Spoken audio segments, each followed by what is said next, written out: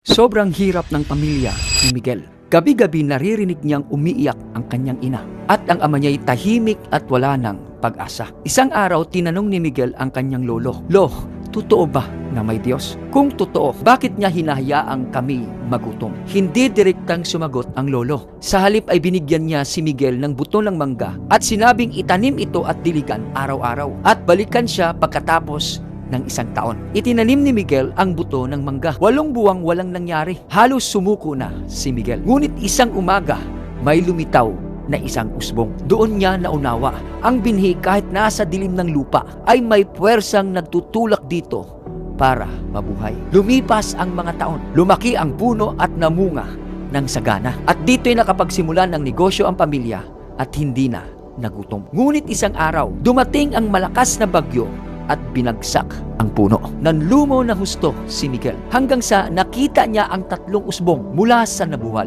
na puno. Doon napagtanto ni Miguel na hindi inaalis ng Diyos ang bagyo. Bagkos, ginagawa niya tayong matibay upang makayanan ang mga ito. At kahit tayo'y mabuwal, may natitirang ugat ng pag-asa at pananampalataya na handang sumibol muli. Aral ng kwento.